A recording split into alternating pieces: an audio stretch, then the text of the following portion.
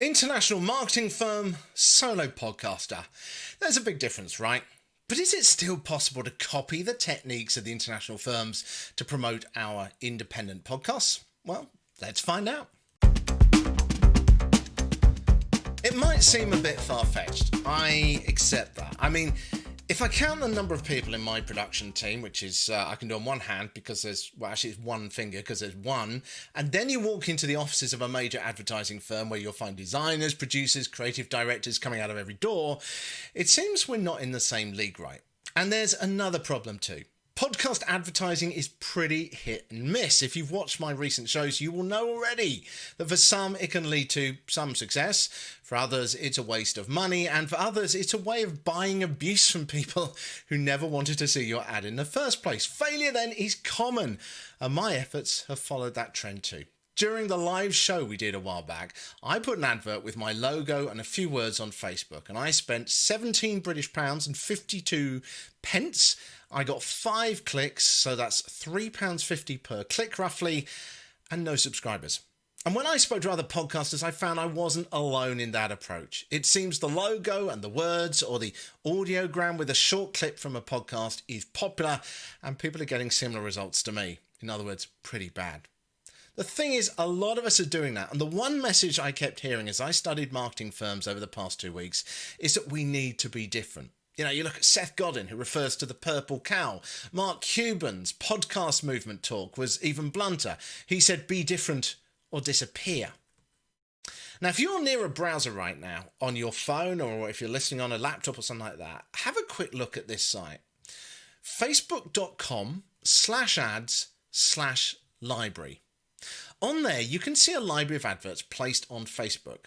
For example, in fact, let me play a few bits of my search over the past couple of weeks. So what have we got here? We've got the 85254 podcast and a picture of some cactuses. What have we got here? We've got another podcast here called Greyhawk Podcast, which has got a picture of a path and some power lines. Let's see if there's anything from the big podcast company. So let's try Gimlet. But look, how to save a planet are the first words that actually come out there in white, nice and clear. And you can see there's 2 people there with a bit of a planet in the middle. So it's a nice clear logo. You know what it's all about. It's all about saving the planet and environmentalism.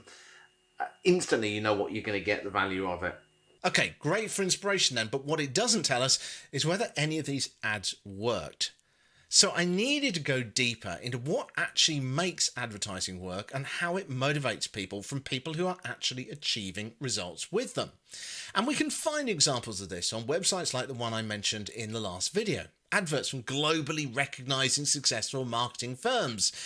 And it's this site that led me to that whole idea of the pineapple and sunglasses for my podcast ad. Here's my pineapple, still just about surviving and not falling apart yet. So these adverts work, we know that. That's why they're being recognised. But how do they come up with these ads that actually work? When I started researching their techniques, one name kept coming up, and the name was this, Ogilvy. For 70 years, this chap was the defining voice of advertising. Even internet marketers use the principles today.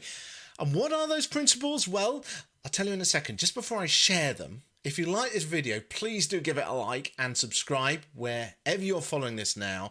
Then I can keep you up to date with all my latest research on the big podcast companies and also the live tests as well, so that you can see what really works. Do give us a like and subscribe if you would like to do that. Right, let's get to these techniques.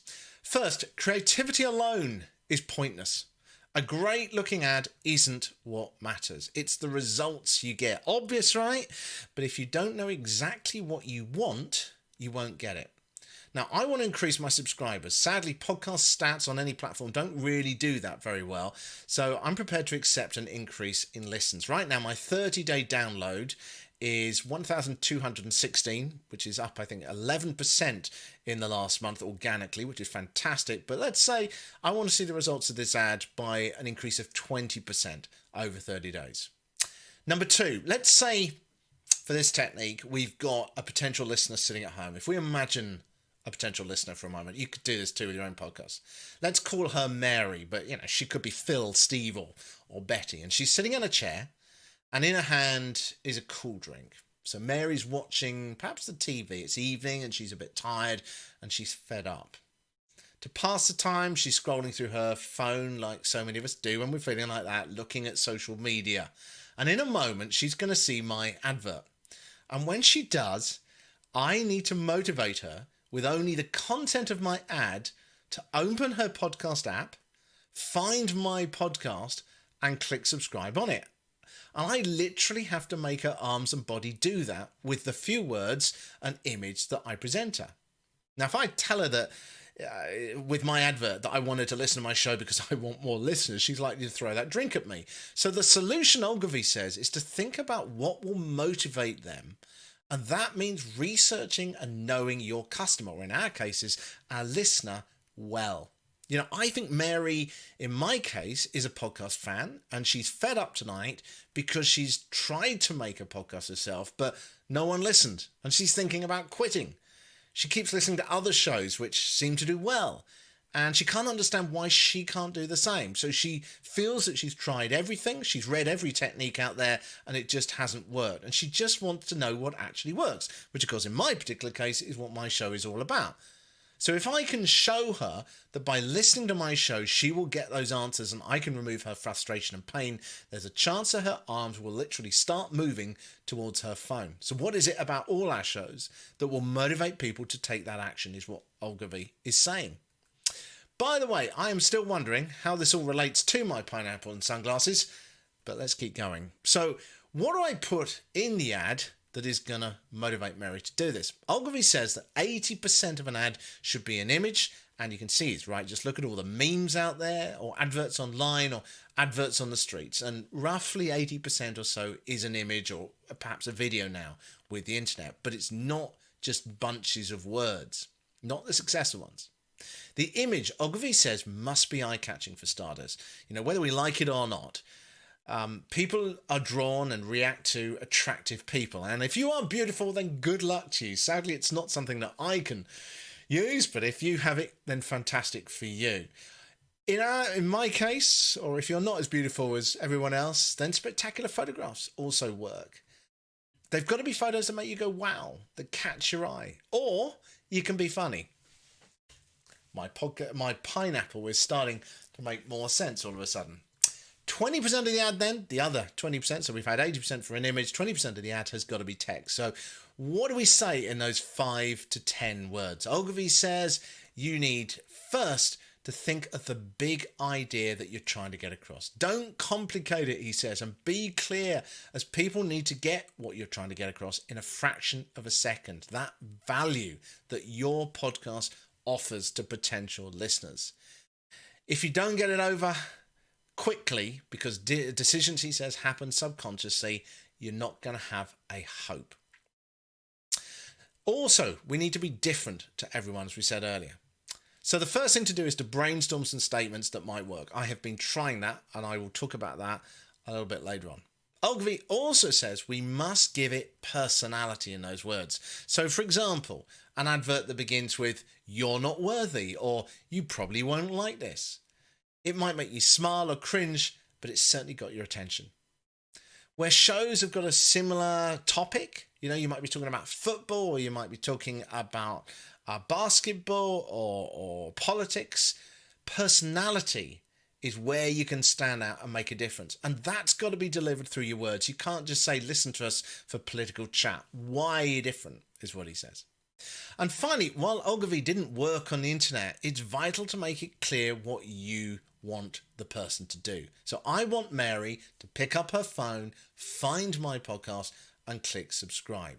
But of course, that's not so easy with podcasting. There are still too many clicks needed on different apps for her to actually do that. So we must make it as easy as possible for our customer or our listener to actually do what we want them to do. So I'm going to create a page on my website with just links to the platforms. No menus, no other distractions, literally just links that I can send them to that page, and then hopefully they will click on that and it will take them to the right platform. Maybe even I'll give them some instructions on what to do too. So the perfect advert, according to Ogilvy, and the techniques being used by these international marketers are these. Number one, know what it is that you want your listener to actually do. Know what the listener wants. Know what will motivate the listener to physically take action. Deliver that message in 5 to 10 words with 80% of the ad being an image. Give it personality and show why you are different. So, I now need to come up with the words and the image. I'm going to do that in the next video. Perhaps you'd like to do the same and do an experiment along with me, because I would love to get your data from your test too. Perhaps you'd like to try this. Please do share with me on my Twitter feed or on Instagram, Hit Podcast 2020. I would love to see what you try, and more importantly, to get your data too. Just a reminder, of course, if you like this episode, then please do click like or add a comment. It really does help to get the word out. Maybe I'm breaching what I've just been saying about advertising here, but you get the point. If you like it, please do click like on the video and subscribe. Make sure that you keep up to date with all the research that I'm doing and the live tests I'm doing as well. And let anyone else know as well who might be interested in the kind of stuff I'm producing if you like this too. I would love to hear from them as well. In the meantime, do join me, Twitter and Instagram, Hit Podcast 2020. Have an absolutely fantastic week, and I will join you next time where I start putting together my photographs and my international marketing standard advert for my podcast.